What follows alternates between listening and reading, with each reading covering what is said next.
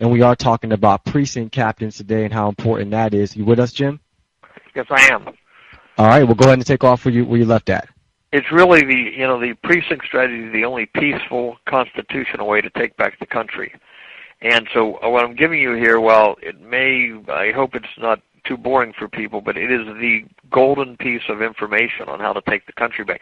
So to just recap real quickly, 50 states, 3,141 counties. Your county is divided into precincts. I'm in Hamilton County in Ohio. That's where Cincinnati, Ohio is.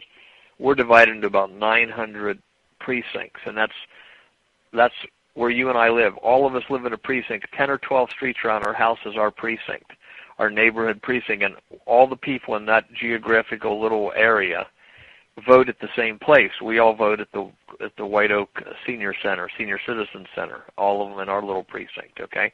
And maybe 5 precincts vote there, but I vote at one table with my precinct. Now, here's what the power of the precinct is. In the May primary in Ohio, or the spring primary, wherever you are, in the even years, a Republican and a Democratic precinct executive is elected.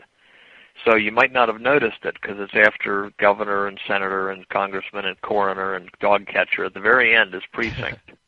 And often these precinct elections go unopposed. In fact, 1/3 of the precincts, nobody even runs.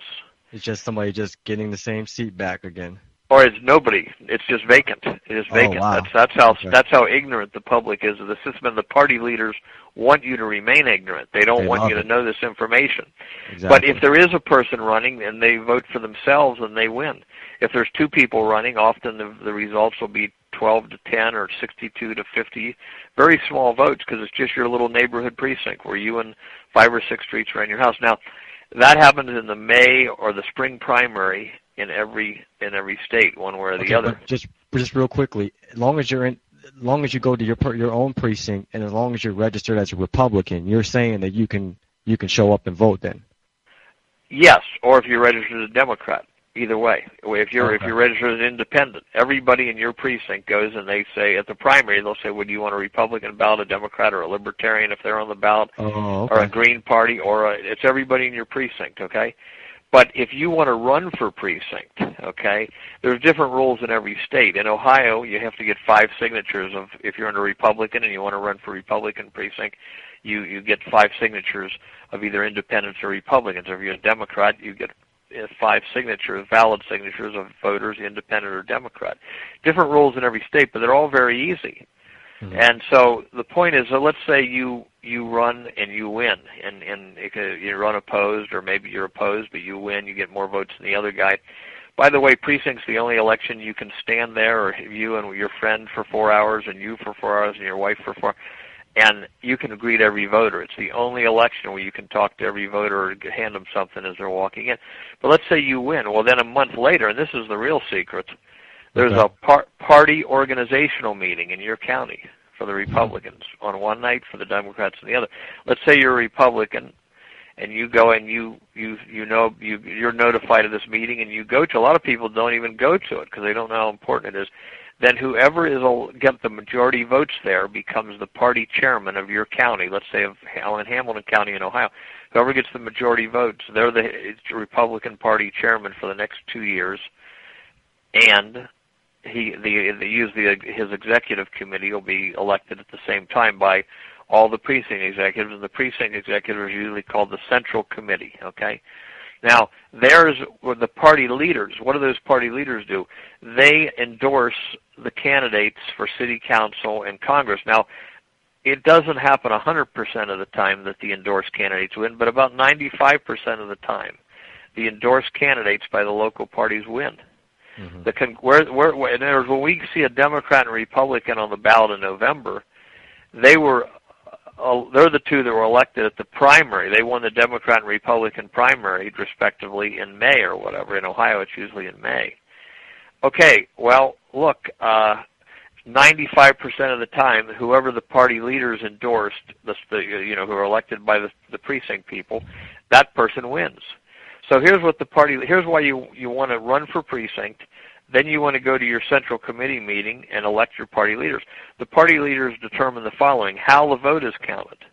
Mm-hmm. So if we want to determine how the vote is counted again and make it throughout the computers and the machines, which we should do, and have paper ballots counted in the open and counted at the neighborhood precinct. They should stay right there where you and your neighbors vote, and you're saying they have.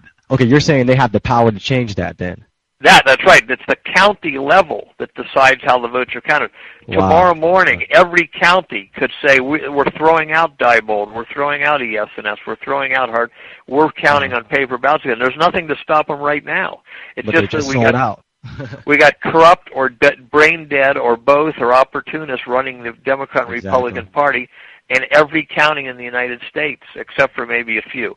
Now, the Occupy people could do the same thing in the Democratic Party that the Ron Paul people and the Tea Party people could do in the Republican Party. You run for precinct. See, here's what the groups are all telling them, and the Tea Party's notorious for this, okay? Go write your congressman. We're going to have a big rally down at Fountain Square. We're going to get on buses and travel to Washington and beg our congressman to do the right thing. I'm all for all that kind of stuff, but it's secondary. What they should be putting, what they should be saying, well, we should be telling every Ron Paul supporter in the country right now, every Tea Party person that cares, every Occupy person that cares and is really sincere, find out how to run for precinct in your state. It's easy. It takes 5 signatures in Ohio. It's similar in every state. It's easy. You run for precinct. Because it's like a chess game, and we got to play it right. If we're just going to be doing anything, everybody's all scattered around doing different things.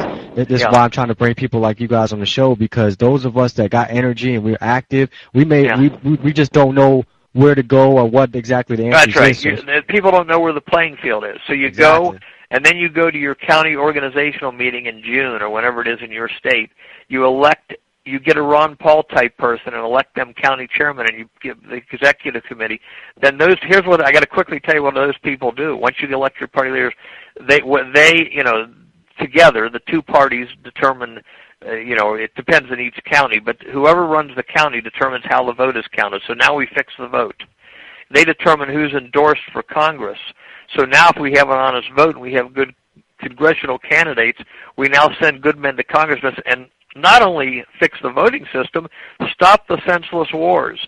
Stop the deficit, the wasteful spending that's driving us into and issue money properly. Everything can be done through the precinct if you let good party leaders send good people to Congress. Now, what else? The county party leaders elect the state party leaders. Our 88 county leaders get together and elect the state Republican Party leader, and then the 50 state Republican Party leaders get together and elect the national Republican chairman. What does the national Republican chairman do with his group in the Democrat and Republican Party? In each party, let's say the Republican Party, they set all the rules for the delegates and all the rules for the convention. Well, it's done at the county and state level in each state, and then the national leaders set the rules for the convention. So all these places where Republican county leaders are shutting down the meetings, or they're cheating Ron Paul and Rick Santorum in favor of Romney at the state level, this is all could be fixed if we controlled the precincts, elect the right county chairman, elected the right state chairman. Every bit of power in the country emanates from the precinct person. Most people don't even know that the precinct system exists. They certainly don't know about their county organizational meeting. So this is the all-important information, Paco. I just said it. I hope everybody grasped it. If not, go to wagthedog2010.com.